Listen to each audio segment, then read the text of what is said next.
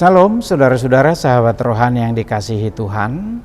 Sebelum kita memasuki renungan ini, marilah kita berdoa. Kasih karunia dan damai sejahtera dari Allah Bapa Tuhan kita dan dari Yesus Kristus menyertai kamu. Amin. Firman Tuhan renungan bagi kita pada saat ini diambil dari kitab Ibrani pasal 1 ayat 1 dan 2. Demikian firman Tuhan. Setelah pada zaman dahulu Allah berulang kali dan dalam pelbagai cara berbicara kepada nenek moyang kita dengan perantaraan nabi-nabi, maka pada zaman akhir ini Ia telah berbicara kepada kita dengan perantaraan anaknya yang telah Ia tetapkan sebagai yang berhak menerima segala yang ada. Oleh Dia, Allah telah menjadikan alam semesta. Demikian firman Tuhan. Allah berbicara melalui Kristus. Inilah tema yang kita ambil.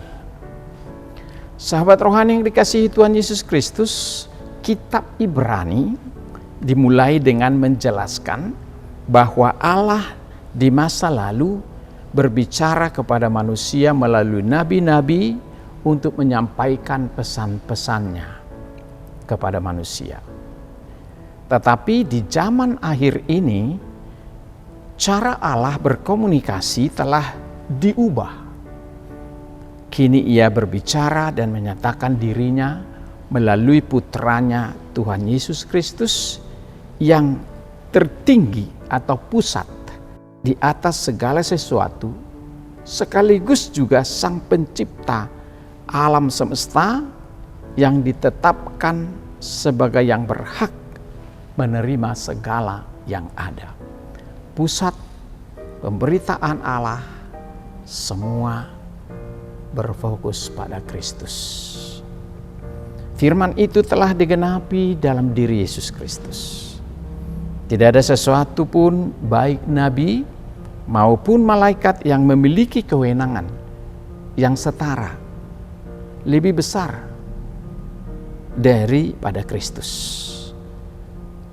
Kristuslah satu-satunya jalan kepada keselamatan kekal dan satu-satunya perantara di antara Allah dan manusia. Pengorbanannya yang mati di kayu salib untuk membayar dan menebus dosa-dosa manusia menjadi dasar keyakinan bahwa Ia memperoleh kemuliaan dan kekuasaan tertinggi dan telah duduk di sebelah kanan Allah Bapa. Sahabat rohani yang dikasihi Tuhan Yesus, Alkitab menjelaskan peran Yesus sebagai perantara adalah lebih unggul daripada imam-imam dan nabi-nabi besar, baik dalam perjanjian lama ataupun rasul-rasul di dalam perjanjian baru. Ia mempersembahkan kurban yang sempurna melalui dirinya. Komitmen Tuhan Yesus untuk setia kepada Bapa adalah menuntut pengorbanan, yaitu ketaatan sepenuhnya dengan mengorbankan dirinya. Dan Tuhan Yesus melakukannya. Dan Ia setia kepada Bapa bahkan sampai mati di kayu salib. Tuhan Yesus akhirnya diberikan kemuliaan tertinggi sebagai perantara Bapa dengan kita. Sahabat rohani yang dikasihi Tuhan Yesus, bayangkan bila kita melakukan semua yang kita inginkan tanpa harus memikirkan harga yang harus dibayar. Bayangkan jika kita dapat meraih kesuksesan tanpa risiko atau pengorbanan. Kita dapat menikmati pernikahan bahagia tanpa harus mengusahakannya, atau memperoleh gelar dalam pendidikan, posisi yang baik di dalam perusahaan dan gaji besar tanpa mengikuti aturan dan seleksi. Namun kita sadar bahwa hidup tidaklah demikian. Semua harus dibayar dengan pengorbanan. Seberapa besar pengorbananmu, dan sebesar itulah upah yang kau terima. Untuk menikmati kesuksesan, kita harus berjuang, bahkan berkorban demi berpegang teguh pada komitmen dan belajar dari kegagalan. Sahabat rohani yang dikasihi Tuhan, kita ingin mengingat sebelum Tuhan Yesus ditangkap dan diadili. Petrus mengungkapkan kesetiaannya kepada Tuhan dengan berkata, "Tuhan, aku bersedia masuk penjara dan mati bersama-sama dengan Engkau." Lukas 22:33. Namun saat niat mulia Petrus diuji, ketegaran hatinya luntur oleh tekanan dan ancaman. 3 kali Petrus menyangkal bahwa dia mengenal Yesus. Namun kegagalan itu bukanlah akhir segalanya. Yesus sangat mengerti akan kelemahan kita. Akhirnya ia meneguhkan kembali kasih-Nya kepada Petrus. Dan ketika ia dipenuhi oleh Roh Kudus, Petrus kembali menjadi saksi Kristus di garda paling depan, gagah berani, bersedia di penjara, bahkan mati disalibkan terbalik demi nama Tuhan Yesus. Sahabat rohani yang dikasihi Tuhan, ada saatnya komitmen kepada Tuhan kita diuji oleh sesuatu yang amat berat yang mengancam kehidupan kita. Saat itu kita mungkin akan bimbang dan ragu. Terkadang kita harus membayar harga yang sangat mahal.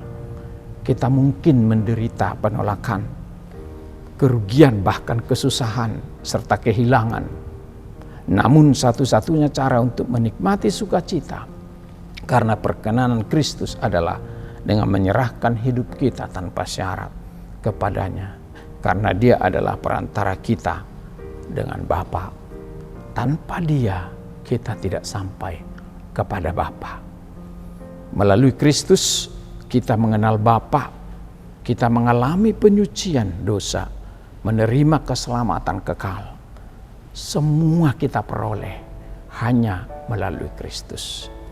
Siapakah yang mampu memahami sepenuhnya tentang Allah yang tahu segala sesuatu dan berkuasa di atas segala sesuatu? Sebagai orang Kristen kita berdiri dengan penuh kegaguman di hadapan kemuliaan dan misteri dari Allah yang tidak terselami. Oleh karena itu, bersyukurlah karena melalui Yesus Kristus kita dapat datang kepada Allah kapanpun dan dimanapun dengan keluhan dan beban apapun. Dan Dia berjanji akan menolong. Sudah sepatutnya kita merespon dengan menjaga relasi kita dengan Allah dan mengupayakan hubungan yang baik dengan sesama. Kasihilah Tuhan Allahmu dan kasihilah sesamamu manusia. Semakin kita menyelami keagungan, hakikat dan karya Yesus, seharusnya kita semakin tunduk dan taat tanpa syarat. Cara satu-satunya mewujudkan ketundukan dan ketaatan itu adalah dengan menjadikan Dia sebagai Raja dalam hati kita. Karena Dialah satu-satunya jalan keselamatan dan perantara kita kepada Allah. Tuhan memberkati kita. Amin, kita berdoa. Terima kasih Tuhan atas firman-Mu yang begitu indah, yang menyapa kami pada saat ini. Bahwa jika Allah dulu menyampaikan pesan melalui para nabi-nabi dan hamba-hamba-Mu, tetapi saat Kristus datang, Dialah perantara yang sesungguhnya menghubungkan antara kami dengan Bapa. Oleh kedatangan Yesus semuanya sempurna. Terima kasih Tuhan. Demikian kami pun sekarang membawakan nama Tuhan Yesus dalam menyampaikan kabar baik. Karena Yesuslah satu-satunya juru selamat. Bukan nabi, bukan imam, bukan malaikat, dan bukan para hamba Tuhan. Hamba, nabi, malaikat, imam hanyalah alat untuk menuju kepada Kristus. Dan Kristuslah sesungguhnya perantara kami penguasa sejati kami yang menyelamatkan hidup kami. Terima kasih atas kebaikan-Mu yang memberikan anugerah-Mu di dalam Kristus, sehingga kami menjadi anak-anak Tuhan yang telah diselamatkan. Berkati kami hari ini dalam menjalani hidup kami, agar kami senantiasa bersukacita di dalam Tuhan, karena Tuhan adalah Raja kami yang membimbing, menyertai, menghibur, menguatkan, memberi keberhasilan kepada kami. Terima kasih Tuhan, ampuni segala dosa kami. Dalam nama Yesus Kristus kami berdoa dan mengucap syukur. Amin.